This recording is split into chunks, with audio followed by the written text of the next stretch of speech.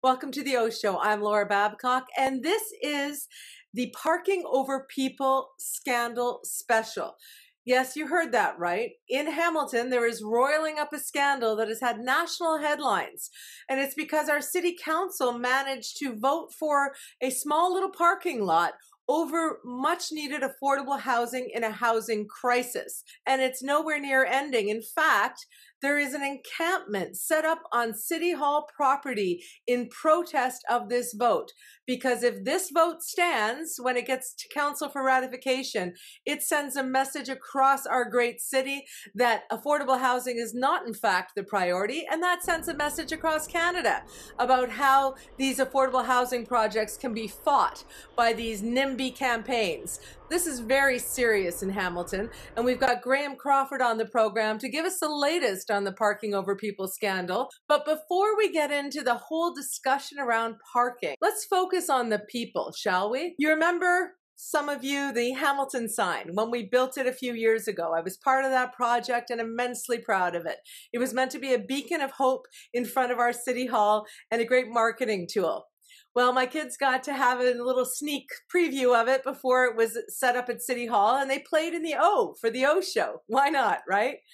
Well, last night, a woman in her 70s who had been recently rent-evicted, been kicked out of her apartment because of the lack of rent controls, slept in that very O. Slept in the O. What are we talking about here? We're talking about people like her who have been rent-evicted. We're talking about friends and neighbors. We're talking about people of all ages. We're talking about students who can't find a first apartment. But if we can't have this conversation, then we are headed towards a much more dystopic Canada than we can imagine. We have to get on this, and it starts with not putting parking over people. Well, Laura, thank you. Now, your remarks are very well taken and very, very poignant, needless to say. The specific thing that a lot of people are outraged by at the moment are these two sections of a much larger parking lot in downtown Stoney Creek. 8 councillors voted to protect the parking spots. 8 councillors, it was an even split, and as a result of a tie, it failed. The motion to use these parking lots failed at the General Issues Committee. Now, it has not yet been ratified by Council, but it will be once we get through this, or at least we take the next step in this cybersecurity attack situation. But here's the essence of it. There is a large parking lot in downtown Stoney Creek behind the main street, King Street, in old downtown Stoney Creek. So this is the Veterans Lane that everyone is talking about wanting to protect. It's literally an entrance to a municipal parking lot. I think we found the other lot. It's where Chad Collins' office is and a physiotherapy studio. It has 162 spots. The city of Hamilton owns that lot. It's currently free parking for anyone who goes there. The city wants to use 57 of those 162 spots to build 67 new, deeply affordable units of housing. 2 separate buildings, one just down the street from the other. And there's an enormous uproar but on the part of some Stoney Creekers saying that the buildings don't belong there, we need the parking. And I've been down there. Laura, I know you've been as well. Excuses that are being thrown up basically don't hold water. There is a housing crisis in Hamilton. Every member of council voted unanimously to make it their number one priority. And one of the first times they have a chance to vote on something that would make a meaningful difference, half of them vote no. To save parking over providing housing for people. And all we're really saying is, could you just give up a little so that we can give others much more housing, a home? Some parking, not all of it. Not all. There's still the majority of the parking is still going to be there. But all these kinds of excuses have been thrown up, and it just doesn't hold water. And these councillors should be ashamed of themselves who are standing in the way of affordable housing. They voted to make it their number one priority, and then the very next thing they do is they say, no, not here. And the Veterans Lane issue, it could be moved so easily and do so much more for the memory of our veterans. I know you have veterans in your family, Graham, as do I. I I'd love do. to see something a little nicer than that back lane, right? So that argument is dismissed out of hand. That can easily be mitigated and improved on. But, to me, the issue is this. Why? Why are some of these councillors voting against what they said was a priority? How can they drive around downtown, let alone on the forecourt of their own building, City Hall, and ignore the incredible poverty and desperate need for housing of all kinds, starting with immediate shelters they couldn't bother to get built. And as someone posted today, the warm weather in Hamilton this winter is saving more lives than council because they didn't get those shelters built. But if they don't start the process of affordable housing builds on land that they own, that we own, that is already zoned, when are we ever going to get on this crisis? And so I asked Mark Cripps on our recent Oshow scandal panel, because he worked closely with Ted McMeekin when Ted McMeekin was the Minister of Housing in the Wynne government and spent all kinds of time talking about the need for affordable housing. I couldn't help it. I had to ask Mark, why of all people would the former Liberal Minister of Housing, Ted McMeekin, vote against affordable housing on parking lots that are zoned for it and aren't even that used? Here's what Mark had to say. Let's have a look. But I'm going to put you on the spot right now, my friend, because you worked with Ted McMeekin. He was the Minister of Municipal Affairs and Housing, and he is one of the people who has voted against affordable, real, not attainable, affordable housing in our community. Any ideas on why the hell that is? And then go on with the rest of the whatever. I think a lot of it is frustrating. And I think it goes back to this, the pre-amalgamation rift that exists in this community, where you have, suburban councillors who are gathering together to fight this type of infringement in their communities. And I think, I'm perplexed at Ted's vote. So it is perplexing. And the only thing that I can come up with is that councillors are horse trading, Graham, that the suburban councillors, the ones who are all supposed to be trying to protect that Greenbelt expansion, are willing to put the Greenbelt back at risk because of this little horse trade they have that says, oh boy, when the big bad city comes to our neighborhood and wants some of our surface parking lots to be used for affordable housing, we'll block it for each other because we don't want those kind of people in our nice little suburban neighborhoods. Like, I can't think of any other thing that's going on. Your thoughts? Oh, precisely. I mean, let's just be clear as to who these councillors are, by the way, and I'll try to do this from memory. But so we have Matt Francis, Tom Jackson, Esther Pauls, Mark Tattison, Brad Clark, Jeff Beattie, Mike Spadafora, and Ted McMeekin. Ted McMeekin, the Minister of Housing and Social Services, is a social worker, a master's in social work, and he's voting to protect parking spaces. And I think you're right, Laura. It's so that it's hands off in my area if I help you protect what you want to protect in your ward. In other words, I'm not making a decision based on principles. I'm making it based on convenience. This is a decision that is made on convenience over compassion, and it's abhorrent. Mark Tattison and Ted McMeekin, you should be ashamed of yourselves. I expect less from some of the others. I expect nothing from Matt Francis except monosyllabic talking points. Esther Pauls just rants and says nothing. And then there are Jeff Beattie should know better. I'd heard better. I don't know Jeff, but I'd heard much better things about Jeff than I'm seeing from Jeff. Tom Jackson will go with the flow and fill a pothole and deliver a blue box.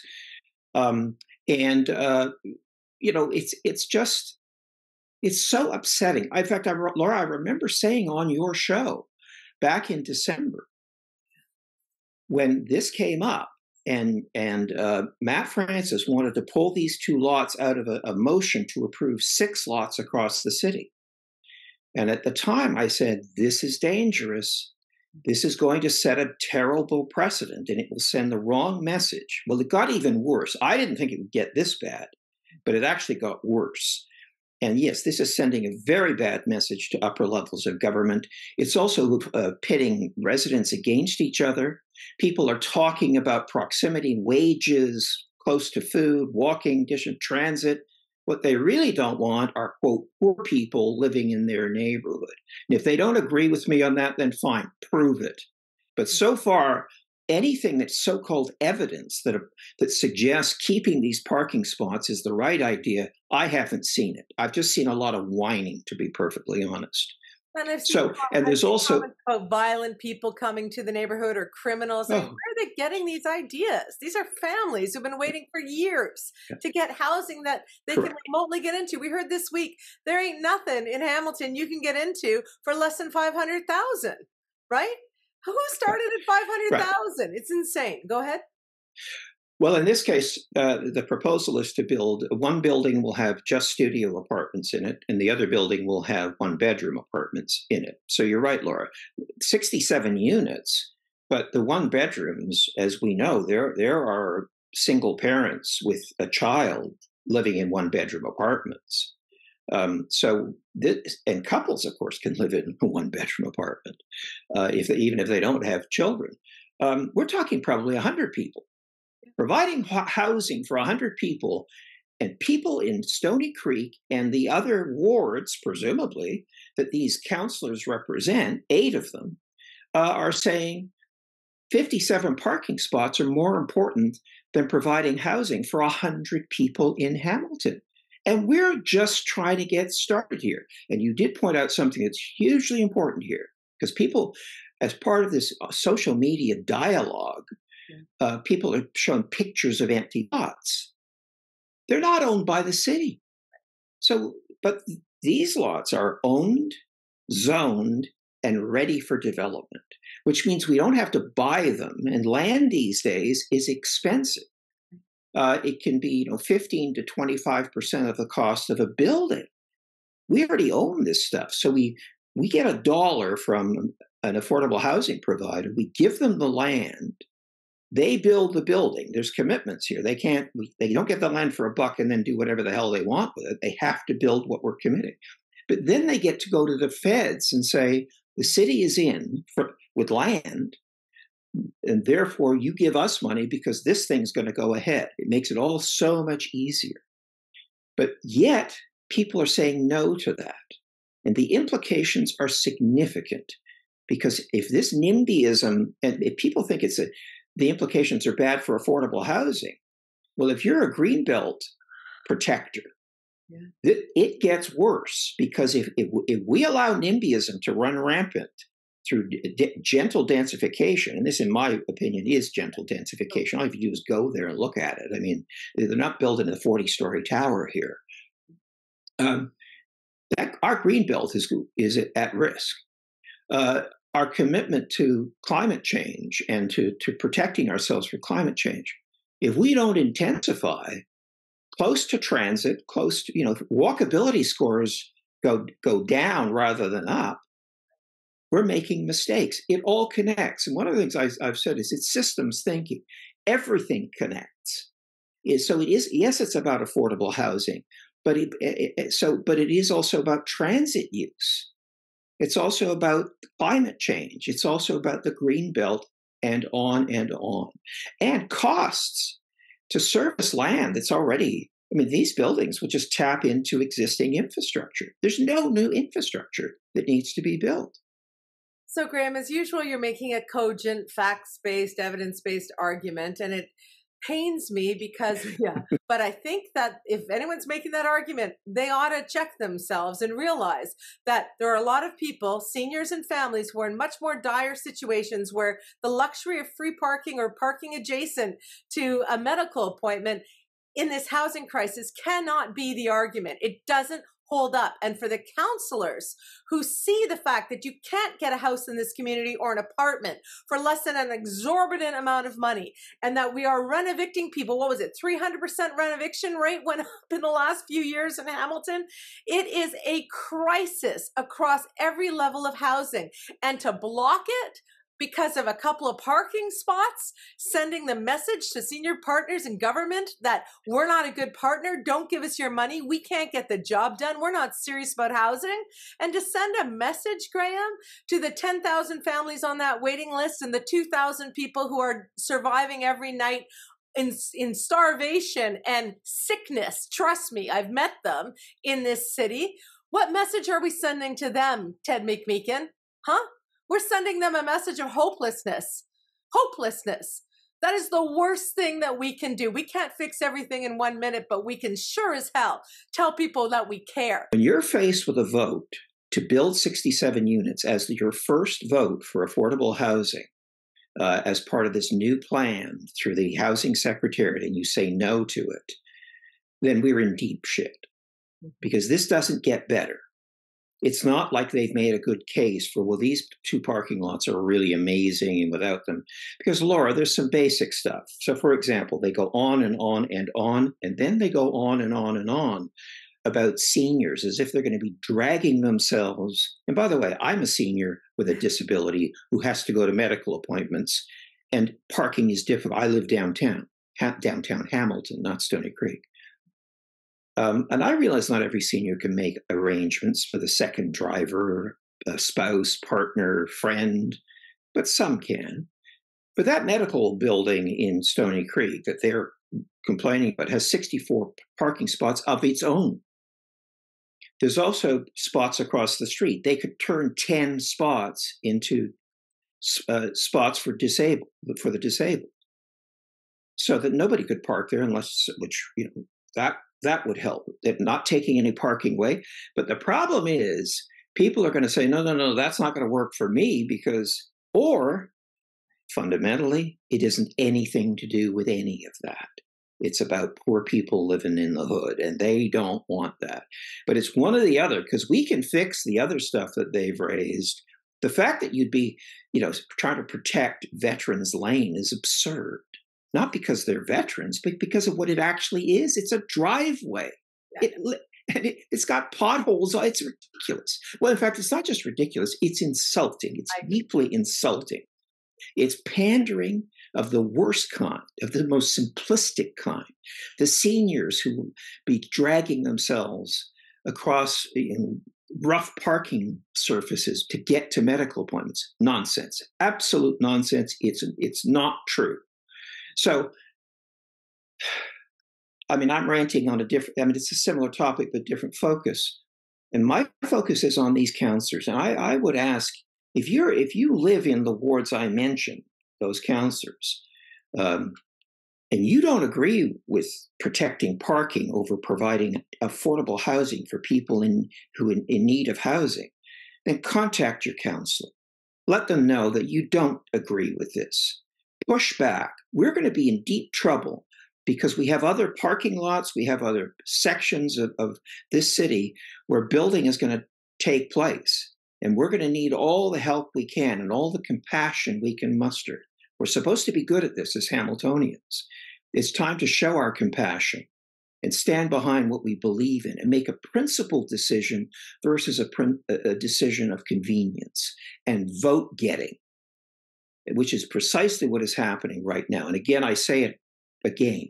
Ted McMeekin, Mark Tattison, look yourselves in the mirror and ask yourselves this. What would Jesus tell you to do? Because I know they're both religious people, as are some of the others. There's no way you could be a person of faith and say parking over people. It is impossible. Otherwise, you're a fraud. And I really want them to think about it and sleep on it and vote accordingly. So the message that it sends when our mayor can't walk over to the very protest on this issue in front of the City Hall forecourt and give those people the dignity of being seen and the respect of being listened to, they don't have to tell them fake promises and false hope. Nobody wants that. These people are not stupid. They know they're not going to get housed immediately. They just want the process to start. So there's a glimmer of something to live for, that there's a way out of these horrible nights on the street. And I put that mostly on the mayor because she's the one with the bully pulpit, right? But the message. Well, she's also going to be the one who probably is going to have to use her strong mayor powers. Right. Because I'm not seeing any of these 8 councillors budging at all. And I don't know if she's been able to whip the vote and get one of them to change his mind. These people who are paid, $100,000 or so a year, the mayor $250,000 a year, who live in these warm houses, who have the comfort of their cars and getting home and safety and all the rest of it, have made a priority of their own words that they are going to make housing the number one thing in the city, affordable housing. They've declared a homelessness crisis. They have spent years telling us what their values are, Christian values or humane values or progressive values or whatever. But when it comes down to it, to putting those feelings, those promises, their platforms, their platitudes into action, they are not living up to them. So that's not me shaming anybody. That is me pulling on their public record and saying to them, it is incongruous with your current voting. And you are sending a terrible message to the 10,000 families desperate on that housing list, the thousands and thousands of more renters who can't get a rental apartment, to the many, many people who are homeless on the streets. It's a spectrum of need of housing. And if you're not going to take this first step, the message is terrible to funders, to homeless people, to families, to everybody who's counting on you. So people can come at me all they want that they think that I'm being too tough on this, Graham. But if we don't get started with the solution, we are going to be stuck in the problem. And that might sound like a philosophical problem or a theoretical problem to some people, but to tens of thousands of Hamiltonians, it is a real day-to-day problem. And it's the least they can do. The least they can do is to get us started on housing. Well, let me just close with this, Laura, that because I get the same pushback. People say that I'm shaming councillors by naming the ones who voted against housing. And I don't know how you can shame someone unless they've done something shameful. And they have done something shameful. And that's what I'm pointing out. My comments, my memes, my posts are fact-based. They always have been, and they always will be. And if you find that shaming, then maybe you should look inward. Stand in front of a mirror and have a look at what you did that I called you out on. I'm not shaming you. You're shaming you. I've screwed up in my life. I've taken public humiliation for it. I've tried to make my amends. You, same, I'm sure. Anybody who plays the game of life has made mistakes. You want to be an elected representative? You want to declare a housing crisis, an affordability crisis? As I said in my op-ed in the Hamilton Spectator last month, Graham, or a few weeks ago, this is not a Hamilton-only problem. This is a countrywide program and a countrywide problem. And the fact that this council is acting as though they're being shamed and no, you said it was a priority. So do it. Just do it. We just want you to do what you said you would do. Just do it. If you take shame from that, that's on you. But it's not on us for pointing out the fact that you're not living up to what you said. And Andrea Horvath, if her values are what she's always said they are, she'll go not only to say hi to the people at her forecourt at City Hall, on our front porch, and give them some dignity, as I know her Bob Morrow would have done if he was mayor. And also, she will use her strong mayor powers because somebody's got to get the ball rolling in this city, or we are going to be in such a bad place in 10 years. I don't even want to think about it. Thank you so much, Graham Crawford, as always. Your rant, I appreciate, and of course, all the research you do. You watch the council meetings that I cannot bear to, so I appreciate it. And we will have you back, no doubt on this. But in the interim, council, don't make it so that the mayor has to use her vote. Ted McMeekin, Taddison, don't let this be your legacy. Just do the right thing. It's never too late. I don't care how mad you are at us. Just do the right thing. When you care about current affairs, it's on the Oshow. And when you want to get clear what's going on here, it's on the Oshow. If you like to stay in the know, tune yourself into the Oshow. It's the Oshow. Laura Babcock's the Oshow. With a lot of great guests, she puts them to the test on the Oshow. There's no doubt they'll be calling them out on the Oshow. Stand for something or fall for it all. Ontario, hear the call of the Oshow. It's a podcast, the Oshow. Laura Babcock's the Oshow. Stay informed with the Oshow, Oshow.